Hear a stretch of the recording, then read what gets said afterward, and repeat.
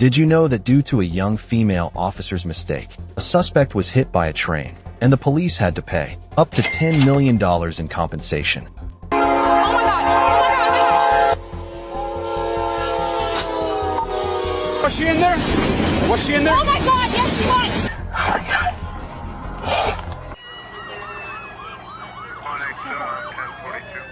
This incident occurred in Platteville, in the state of Colorado, on the evening of September 16, 2022.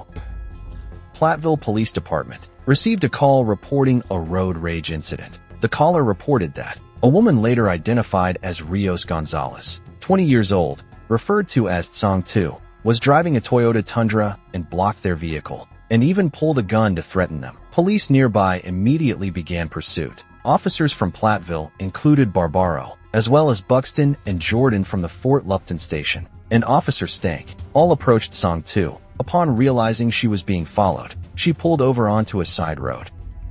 Suspecting she had a weapon, two officers immediately drew their guns and ordered her out. Keep coming back. Keep coming back. Keep coming back. Keep coming back. Stop right there. Get down on one knee and then the other. I got cuffs. Go ahead. Good? Keep your hands above your head. Don't move. She was handcuffed and arrested by Officer Jordan. At that time, she still had no idea what was going on. It turned out she had just moved to a new house and was going back to grab more things when she was suddenly stopped by the police. Being accused of road rage was baffling to her. There's no weapons in the car? Okay. Anybody else in the car? Come on. What's going on? Ma'am, what's going on? I'll tell you in a second. Take a seat. I'm so confused. Can I get Take a seat. I will get your cell phone for you. Take a seat. Although Tsong 2 said she had no weapons, her words contradicted the caller's report. Clear. There might be someone else in the car. Police began inspecting the vehicle. One officer It took her a long time to pull over. I got a holster right here in the passenger seat. Okay. It took her a very long time to pull over. I'm going. Did you see her toss anything? She could have because it took her a long time to pull over. However, after thoroughly checking, they found no weapons at all. One officer spoke up. Yeah. So she could have tossed something, but I lit her up. Toss it out the window? She could have out that window, but who is that? Hart? Who is No, that? that's Tom and Jack. Oh shit! Only then did they realize in shock that the patrol car was parked right on the train tracks. An officer shouted loudly. Oh my God! Oh my God!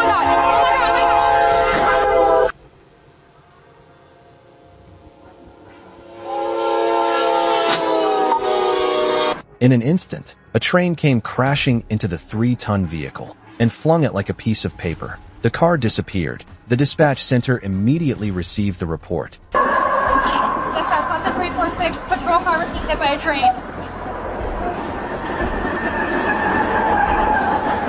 Negative. I think we're all okay. Go ahead and get private started here, though. Fortunately, none of the nearby officers were injured. But what made the young female officer breathe a sigh of relief quickly became a nightmare. An officer shouted. Was she in there? Was she in there? Was she in there? Oh my God! Yes, she was. Was she in there? Oh my God! Yes, she was. Everyone was stunned. Officer Pablo was shocked when he realized his female colleague had forgotten that the suspect was still handcuffed and locked inside the vehicle. Two officers immediately rushed to the scene. Dispatch, subject 346. Status medical emergent. The suspect was in the vehicle that was hit by the train. My car's just been hit by the train. Copy. Motherfucker. As they approached and saw the crash site, their hearts froze. Pablo's patrol car was now nothing but a twisted hunk of metal. In this condition, it would be a miracle if anyone inside had survived. Is she conscious? Though barely clinging to life, she struggled to breathe. Officers tried to open the car door, but the vehicle was too badly deformed. All efforts were in vain. Rescue units soon arrived, but they couldn't open the door either. They had to wait for the fire department to bring heavy equipment to the scene. Every second passed meant more blood and time draining from Tsong 2. You guys okay? Yeah, we're okay. Are you okay? Hey, I love you, and I care about you. Go sit in my patrol car. I'll get care, okay? Okay. take a deep breath. As rescue teams took over the scene, Officer Jordan was no longer occupied and couldn't hold back her emotions. She completely broke down. Oh my God. Using electric saws and hydraulic cutters, firefighters finally managed to open the door. Song 2 was immediately taken to the hospital. In critical condition, a senior officer also arrived to take control of the scene. Okay. Mine was parked on this side of the tracks. Platteville was directly on the tracks. Right behind her. All right, how close were you to the actual crash? 50 feet. Okay.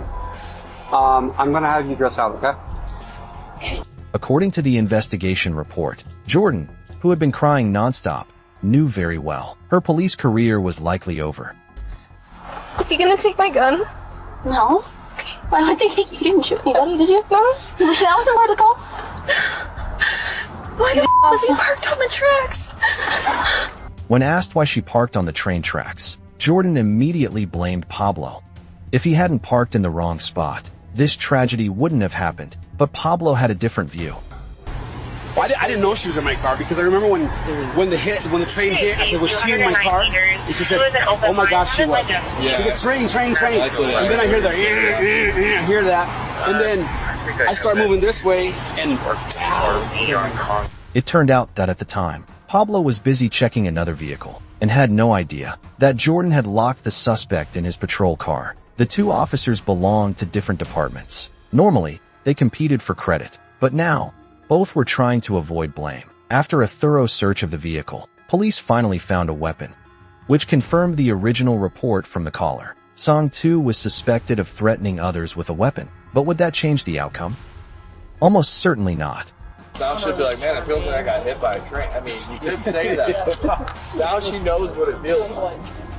Later, it was revealed that at the time of the collision, the train was traveling at 70 kilometers per hour. Though the train driver braked hard, it was too late to prevent the impact. The train suffered only scratches on the front bumper, and fortunately no one on board was injured. According to the police report, Song 2 was married with a young child and was working for the Department of Transportation Safety at the local level, a unit affiliated with law enforcement. That night, she was taken to the hospital and underwent emergency surgery that saved her life. However, her body was severely injured, over 30 fractures or cracks, including parts of her skull.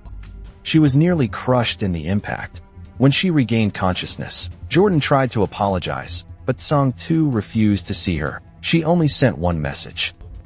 The next time we meet will be in court. Not long afterward, Song 2 hired a lawyer and sued both the Platteville Police Department and the Fort Lupton Police Department. She demanded $10 million in damages. In July 2023, the trial officially took place. In court, Officer Jordan expressed her apology to Song 2. She repeatedly claimed that she had no idea Pablo's car was parked directly on the tracks. It was very dark that night, and she wasn't familiar with the area. Since she was working outside her usual district, I was almost certain that the stop and arrest that night could have ended in gunfire.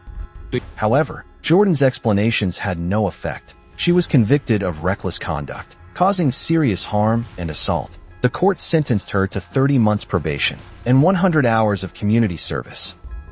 Meanwhile, Officer Pablo was convicted of minor assault and received 1 year of unsupervised. Both officers were dismissed from their positions shortly afterward. The trial concluded. Judge Hill issued a public apology to Song 2. He said the system had made a serious mistake by letting her be struck by a train while locked in a police car. He sincerely and deeply apologized. By June 2024, the cities of Platteville and Fort Lupton announced they had reached a settlement agreement with Song 2. The compensation amount was $8,500,000. This amount was split in half, each city covering one half through insurance. Song 2's lawyer stated they did not pursue the full $10 million because of legal expenses during the litigation process, which lasted 2 years and cost $1,500,000. Therefore, $8,500,000 was the maximum realistic compensation they could obtain. It can be said, her legal team achieved a complete victory. So what do you think? Is this compensation justified? If someone offered you $10 million to experience what it's like being hit by a train while handcuffed inside a police car, Would you accept the offer?